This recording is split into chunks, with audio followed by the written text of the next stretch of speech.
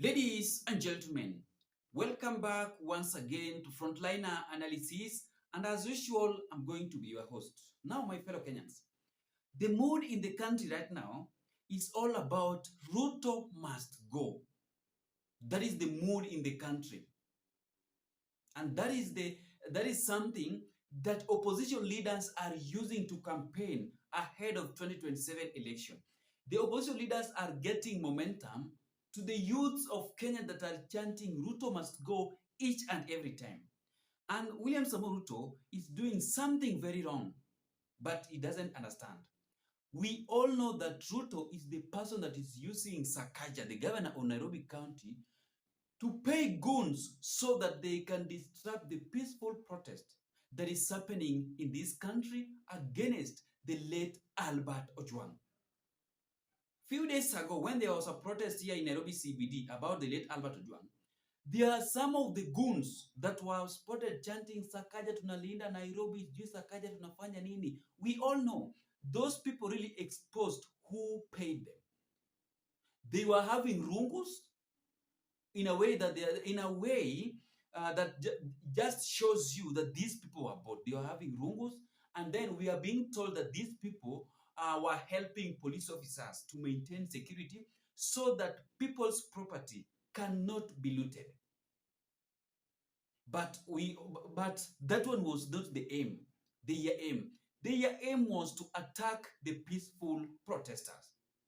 Ruto is doing Ruto is setting a very, very dangerous trap for him ahead of 2027 election.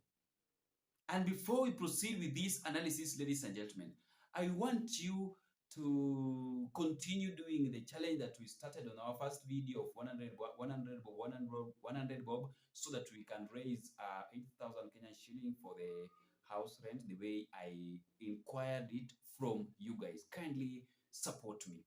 Back to the discussion. Why am I saying that Ruto is doing a bad thing?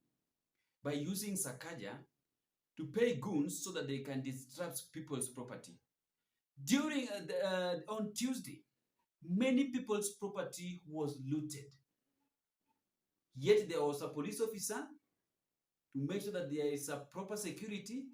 Number two, there was those goons that were being said that they were helping the police officers to maintain security so that people's property could never be looted, destroyed, and many other things.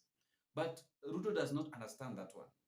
On the other hand, Ruto is preparing the campaign tips for the opposition leaders. You know, when Kenyans are being abducted illegally, arrested illegally, and Kenyans are facing too much extrajudicial killings, the opposition leaders are finding it so much easier for them to use that wave, because it is a wave, to use that wave to campaign against William Samoei Ruto's government and also to look for sympathy ahead of 2027 election. It is true. The case of the late Albert Ojwang have again angered the people of Kenya. Because up to now, I think today is the 13th day since the late Albert Ojwang died, was killed inside the Central Police Station. Then, I don't know why the DIG Langa does not want to resign on that docket. Why don't he resign? Because number one, he will not be the first one to lose a job. Many people have resigned. Many people have lost their job. It's not the first one to resign on that docket. If I was DIG Langata, I could have resigned because I did a very, very big mistake.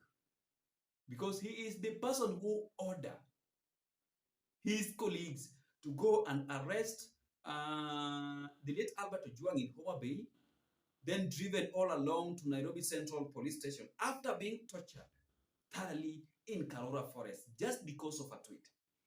All these problems are happening because of President William Samoei Ruto. The late Albert Ojwang was arrested and killed because he commented on something on social media platform. There is something that he tweeted about millions of money that are being used under the government of President William Samoei Ruto. That is something that led to his death. And to make it worse, the post of the late Albert Ojwang is nowhere to be seen. His ex-Twitter account is nowhere to be seen. His Twitter account was deleted by DIG Langat and his crew. Up to now, there are only 2 people have been arrested. Mukwana, who is just a worker from Central Police Station, then Talam, who is the Deputy OCS of Central Police Station.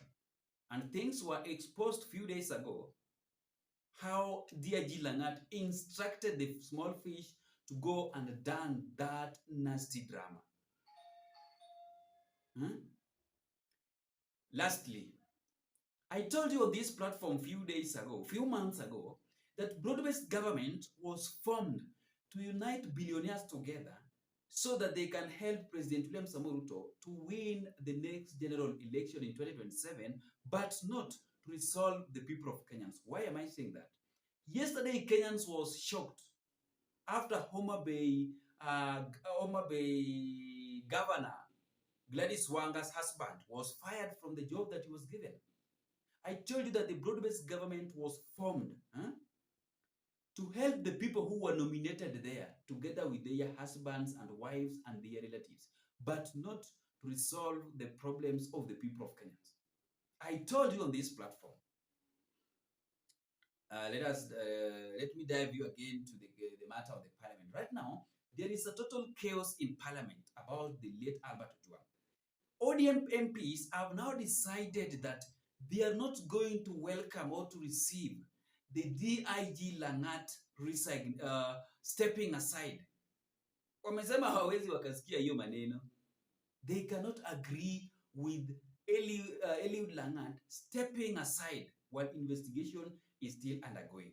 But we know very well that these people, the IPOA team that have been set aside to investigate the matter of the late Albert Jang, these people are just sanitizing this crime so that it can be wiped away from the DIG Langat, who is the complainant.